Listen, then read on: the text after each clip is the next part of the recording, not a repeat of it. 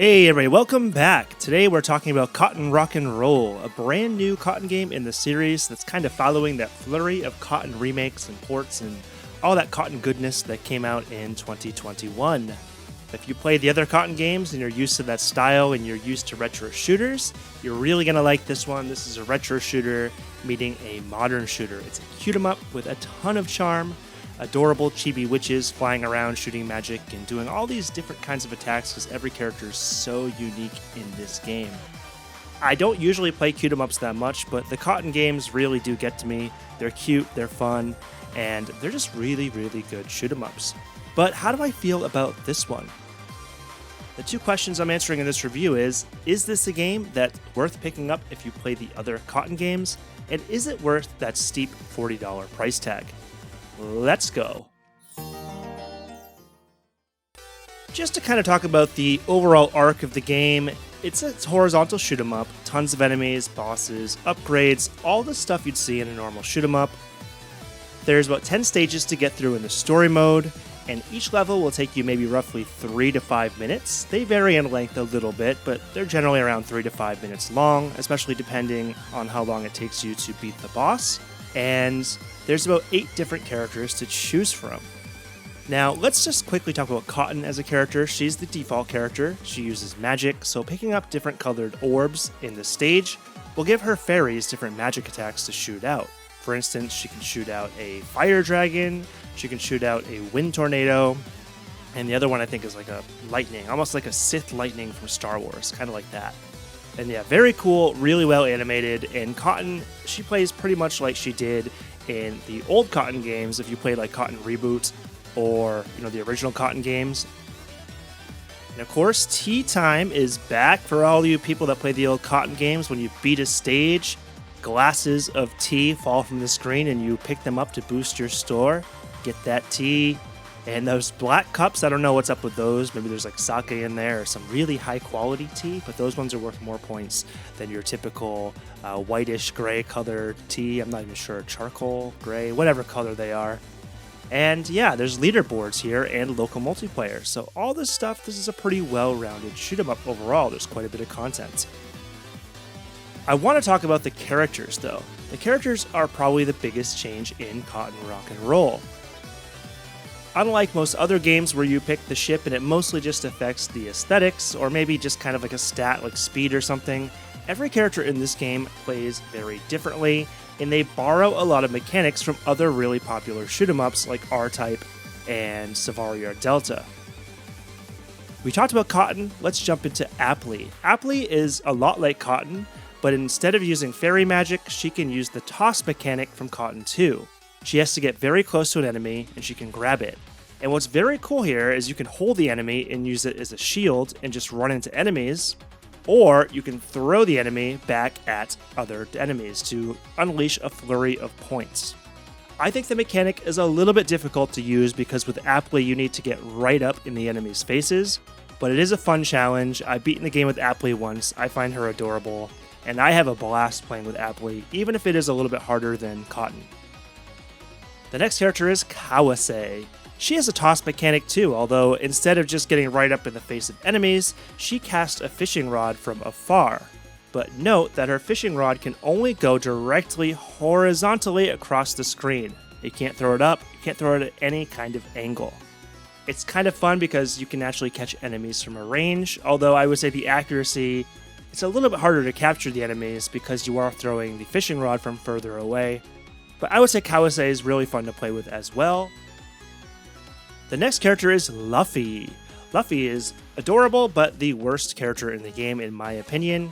She relies on a single horizontal attack, and she has a really, really strong charge beam that you can use unlimited, but again, it only shoots horizontally across the screen. This is a character I think is really tailor-made for people who want a bigger challenge. Well, then Luffy is for you. Beginners, stay away. But Luffy's really fun to use if you want a giant challenge because she can't really hit enemies at any kind of angle. Next is Rhea, who uses the buzz system from Savaria Delta. Yes, you can shoot enemies and move faster, or you can kind of spin, which makes you move slower, but you can graze enemy bullets. Once you graze enough bullets, you're going to get kind of invincibility, This allows you to run into enemy projectiles and unleash a lot of points, and if you're really brave, which I don't really recommend, you can just run right into enemies and kill them. I don't recommend this because the buzz only lasts a few seconds, and there's not really any indicator for when this power-up ends. So there's plenty of times when I first started using this character where I would try to kill the enemies on the screen when I was invincible by just running into them and just end up dying because I couldn't tell when the power-up was going to run out. But I've beaten the game with Rhea, tons of fun. If you like Savaria or Delta, you're really going to like playing as this character. Next is Fine, who uses a time mechanic instead of lives. There's a giant time limit on the right side of the screen. When you get hit, you lose a significant chunk of that time. However, there's a lot of power-ups where you can gain a small amount of time, and occasionally you get a larger time power-up that, restores like 100 seconds or something. Just remember with Fine that when you're using her, if your time goes to 0, it's game over. Her lives are all inclusive in that amount of time you see on the screen. And the final character, who might be my favorite, is Takut. Actually, you need to unlock this character by beating the game, but Takut uses a staff, and she shoots it out kind of like R-Type. It's very similar to the pods. So when you're charging your attack, you can aim it directionally. Also, you can throw your staff out and just have magic blow out of the staff in the middle of the screen. So there's a lot of diversity here, and I find Takut really amazing for levels that you're moving like up and down in. There's 1 or 2 stages where you pretty much half the level, or most of the level for that matter, is down instead of horizontal. And a character like Luffy it's pretty much impossible to hit the enemies without taking hits, but with Takut, it's awesome. You can just wipe out the enemies below you. Okay, so those are all the characters. They make the game feel way more fresh. You're not going to love every character, but they are all fun to use to some extent, and people that really enjoy the game will have a blast trying to replay the game in multiple difficulties and trying to master each playstyle mechanic. That said, certain characters do feel more optimal for certain stages. For instance, I just said Luffy's not good for stages that move down. And, I can't think of too many specific examples, but there's definitely stages where I was like, man, this character is not great here.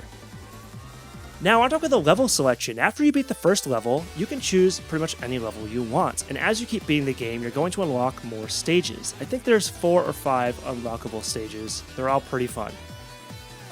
The stages are all very similar in difficulty, that I wouldn't say they ramp up like a lot of shoot-'em-ups, so I don't know, I found certain stages harder based on the character I chose, rather than having a progressive difficulty that increasingly got harder.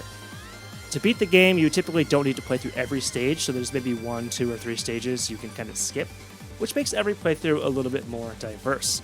And the stages are great, they look insanely beautiful.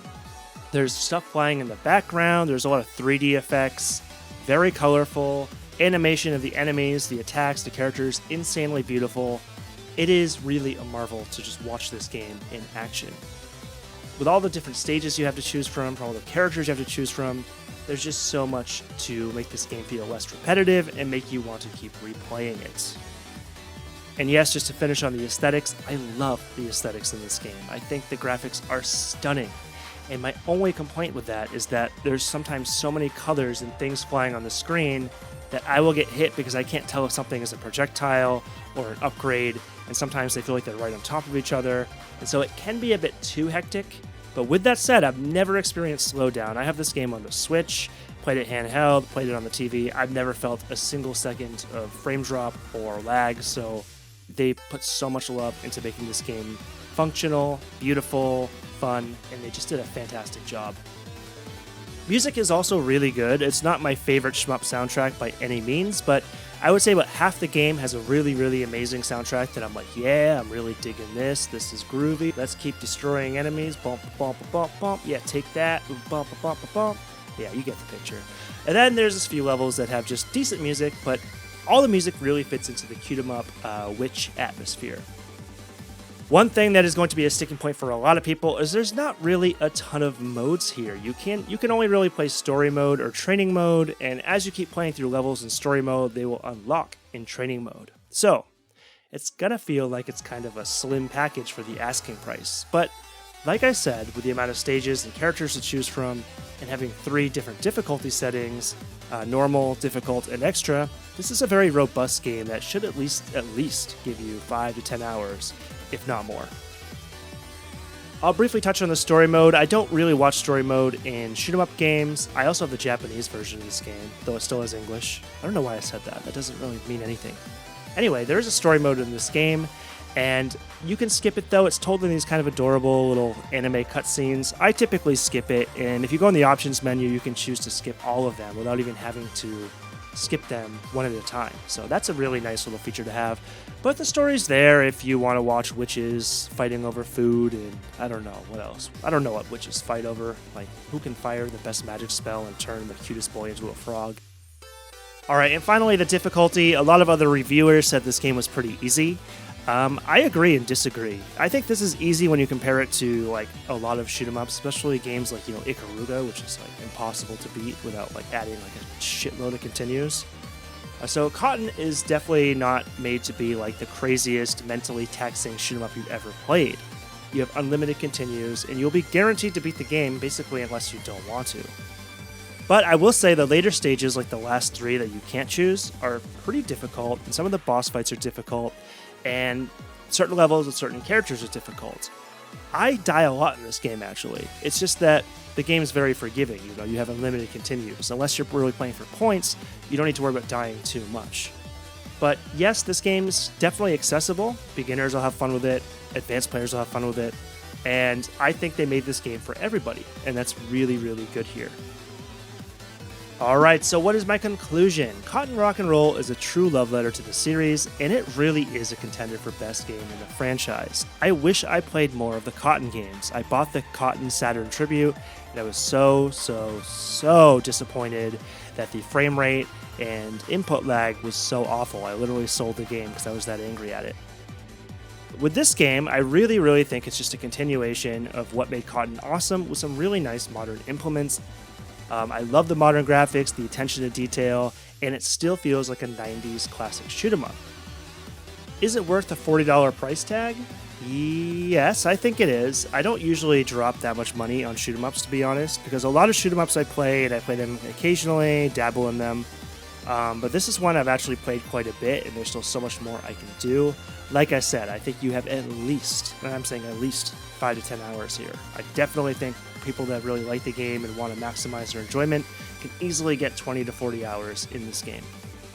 So yes, I think it's definitely worth the $40 price tag. If you are someone who sort of just says, hey, I want to play maybe 30 minutes here and there, just play through the game once and then return to it a month later, wait for a sale. It'll probably be on sale for like $20 by the end of the year. And my second question, is it worth it for people that have other Cotton games? Yes, definitely. It's more Cotton. If you like the old games, you're going to like this one. With all the cool characters you can choose from, the wealth of stages, this game is what you want. I honestly think this is definitely a better package for the money than the Cotton reboot is. It's a brand new game, so keep that in mind. It's not a remake, it's not a port, it's not a remaster. This is a brand new Cotton game made to pay tribute to the old games. What are my complaints, though? I want to very quickly talk about the downsides. Like I said, I think the screen can be too hectic. This is a lot of shoot 'em ups with this game. Definitely it's a lot of colors, a lot of power-up stuff. That can be very hectic to look at. And I didn't say this earlier, but the 3D stages in the game could have been better implemented. That you fly around, you get T, and you have to play them. They break up the action. And that's really all they do is they break up the action. It would have been nice to have some combat-oriented 3D stages where you had to shoot down enemies. That would have felt like something I would have been more excited about. But instead they feel like, like a 2-minute respite from the typical shoot 'em up action. And that's totally fine. Like, I still have fun with them. It's leisurely, but I don't know. I just feel like there could have definitely been room in this game for a bit of 3D action gameplay. Alright, and my final words on this game is, I think if you're looking for one shoot 'em up for your collection, I think this is one to get and one to consider. Because, like I said, you have basically R-Type in here, Safari R Delta, Cotton, and tons of stages, multiplayer, leaderboards. This is a really robust shmup, and you're not gonna, if you're the kind of person that just wants 1 or 2 good shoot 'em ups for your collection, you're not gonna need much else after this. Like, you seriously won't. Alright guys, seriously, don't scoff at this game. It is absolutely incredible. I really love it. One of my favorite shoot 'em ups on the Switch. I can't wait to jump back into it. Get this one, because this game is going to be totally overlooked in 2022. I guarantee that. And I'm sorry about getting the review later, but I'm glad I have it now. So guys, Here's the final question. Did you play Cotton Rock&Roll? Who is your favorite character to use? I'm picking Takut. Look forward to chatting with you below and catch you next time. 嘘これってまさか何やってるの次行くわよ次